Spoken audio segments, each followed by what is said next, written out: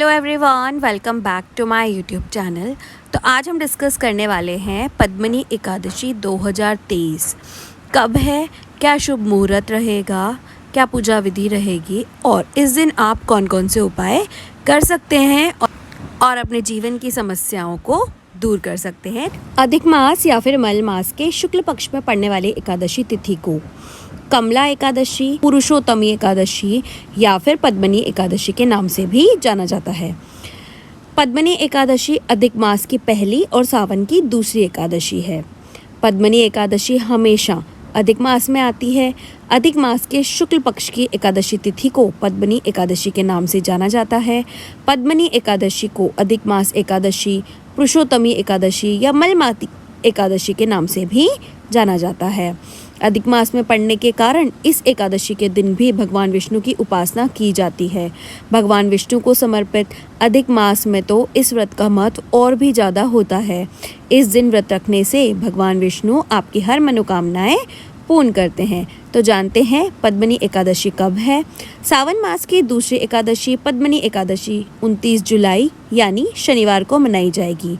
एकादशी तिथि का प्रारंभ 28 जुलाई शुक्रवार को दोपहर 2:51 पर होगा और इसका समापन 29 जुलाई शनिवार को दोपहर 1:05 पर होगा।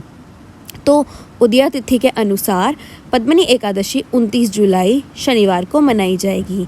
पद्मिनी एकादशी के पारण का समय 30 जुलाई रविवार को सुबह 5:41 से लेकर 8:24 तक रहेगा। वैदिक पंचांग के अनुसार पद्मिनी एकादशी व्रत के दिन 2 अत्यंत शुभ योग के निर्माण हो रहा है।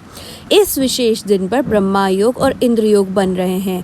बता दें कि सुबह 9:34 तक ब्रह्मा योग रहेगा और इसके बाद इंद्र योग शुरू हो जाएगा।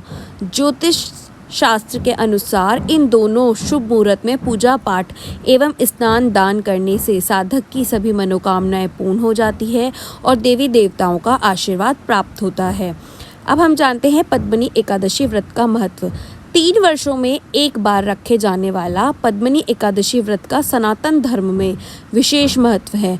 मान्यता है कि विधि विधान से पद्मिनी एकादशी व्रत रखने से भगवान विष्णु प्रसन्न होते हैं और साधक को कठोर यज्ञ, तपस्या, व्रत इत्यादि के समान फल की प्राप्ति होती है। साथ ही विधि विधान से इस व्रत को पूर्ण करने से भगवान श्री हरि के चरणों में स्थान प्राप्त होता है। अब हम जानते हैं पद्मिनी एकादशी 2023 की पूजा विधि। धार्मिक मान्यताओं के अनुसार पद्मिनी एकादशी के दिन ब्रह्म मुहूर्त में उठकर अपनी दोनों हथेलियों को देखते हुए इस मंत्र का जाप करें। कराग्रे वस्य लक्ष्मी करमध्ये सरस्वती करमूले तु गोविंद प्रभाते कर दर्शनम।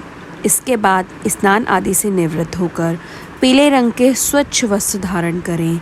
फिर सूर्य नारायण को जल अर्पित करें। अब पूजा घर में चौकी पर पीले रंग का कपड़ा बिछाकर भगवान विष्णु और माता लक्ष्मी की प्रतिमा को स्थापित करें। शंख में जल लेकर भगवान विष्णु को अर्पित करें। अब पंचोपचार कर श्री हरि विष्णु की पूजा में पीले फूल, फल, दुर्वा, अक्षत, धूप, दीप, चंदन, हल्दी अर्पित करें।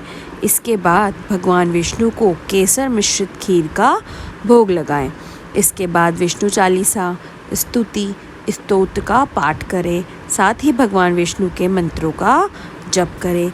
अंत में शुद्ध घी का दीप जलाकर भगवान विष्णु और देवी लक्ष्मी की आरती करें। पूजा के बाद जरूरतमंद और गरीबों को क्षमता अनुसार दान करें। अब हम जान लेते हैं भगवान विष्णु का आशीर्वाद पाने के लिए पद्मिनी एकादशी के दिन किए जाने वाले विशेष उपायों के बारे में। सुख सौभाग्य के उपाय। पद्मिनी एकादशी के दिन तुलसी के पौधे के पूजन का विशेष महत्व है। इस दिन शाम को तुलसी के पौधे के नीचे घी का दीपक जलाएं और ओम नमो भगवते वासुदेवाय नमः मंत्रों का जाप करें। इसके बाद तुलसी के पौधे की 5 या 11 परिक्रमा करें। मान्यता है कि ऐसा करने से भगवान विष्णु और माँ लक्ष्मी प्रसन्न होते हैं और सुख सौभाग्य की प्राप्ति होती है। व्यावसायिक जीवन में दिक्कतें आ रही है तो आप ये उपाय कर सकते हैं। यदि नौकरी मिलने या प्रोफेशनल लाइफ में दिक्कतों का सामना करना पड़ता है तो भगवान विष्णु के सामने 9 मुखी दीपक और एक अखंड ज्योति जलाएं। ऐसा करने से व्यावसायिक जीवन में आ रही सभी बाधाएं दूर होती है। नेगेटिविटी को दूर करने के लिए आप ये उपाय कर सकते हैं। यदि आपके घर में नकारात्मकता का माहौल है, इसके कारण हमेशा लड़ाई झगड़े और गृह कलेश की स्थिति बनी रहती है, तो पद्मनी एकादशी के दिन भगवान विष्णु के नारायण कवच का पाठ करें। इससे घर की नकारात्मकता दूर होती है। पितृदोष की मुक्ति के लिए आप करें। पितृदोष के अशुभ फल मिलने पर पद्मनी एकादशी के दिन गजेंद्र मोक्ष का पाठ करना बेहद मंगलकारी साबित हो सकता है। इसके पाठ से पितृदोष कम होगा और घर के मृत पूर्वजों का आशीर्वाद प्राप्त होगा। पद्मनी एकादशी के दिन दान पुण्य का विशेष महत्व है। मान्यता है कि इस दिन दान करने से व्यक्ति के सभी बुरे कर्मों का फल कम होता है और सुख समृद्धि में वृद्धि होती है। इसलिए इस दिन गरीबों और ज़रूरतमंदों को अन्न, कपड़े, अनाज और पैसे का दान जरूर करें। यदि आपका पैसा कहीं फंसा हुआ है और लाख कोशिश के बाद भी वापस नहीं आ रहा है, तो पद्मनी एकादशी के दिन भगवान विष्णु के आगे घी का दीपक जलाकर पूर्व दिशा की ओर मुख करके गीता के 11वें अध्याय का पाठ करें। पद्मनी एकादशी के दिन खीर में तुलसी की पत्तियां डालकर भगवान विष्णु जी को चढ़ाएं। इस उपाय को करने से आपका वैवाहिक जीवन सुखमय होगा। धन लाभ के लिए आप ये उपाय कर सकते हैं। पद्मनी एकादशी के दिन तिजोरी में शंख की स्थापना करने से धन में वृद्धि होने लगती है। इस दिन भगवान विष्णु के साथ लक्ष्मी माँ की पूजा करने से घर में श्री का वास होता है। पद्मनी एकादशी के दिन माँ लक्ष्मी के मंत्रों का जाप करने से भी धन की समस्या दूर होती है। नौकरी में तरक्की का उपाय। पद्मनी एकादशी के दिन नौकरी में तरक्की पाने के लिए पीले वस्त्रों का दान करना चाहिए। एकादशी का दान महादान कहलाता है। इस दिन दान करने से उसका अक्षय फल मिलता है। वस्त्र के अलावा अनाज या अपनी आय में से थोड़ी सी राशि दान करना शुभ परिणाम पहुंचाएगा। पद्मनी एकादशी पर पूजा में शंख का प्रयोग जरूर करें।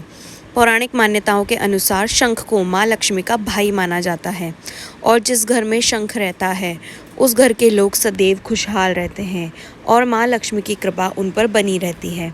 एकादशी के दिन पूजा के वक्त कम से कम 11 बार शंख बजाएं और मन में माँ लक्ष्मी का स्मरण करते रहें। आपके सभी रुके कार्य जल्दी पूरे होंगे और आपको धन की प्राप्ति होगी। माँ लक्ष्मी को कोड़ी विशेष रूप से प्रिय है और एकादशी पर पूजा में कोड़ी का प्रयोग जरूर करना चाहिए। पद्मनी एकादशी की पूजा में 5 सफ़ेद कोड़ी लें और उन्हें हल्दी लगाकर माँ लक्ष्मी की प्रतिमा के सामने रखें। पूजा के बाद अगले दिन ये कोड़ियाँ लाल कपड़े में बांधकर अपनी तिजोरी में रख लें। ऐसा करने से आपके घर में शीघ्र ही धन वर्षा होने लगेगी। अगर आपको वीडियो और जानकारी अच्छी लगी हो तो वीडियो को लाइक कीजिए और ऐसी ही और वीडियोस के लिए चैनल को सब्सक्राइब कीजिए।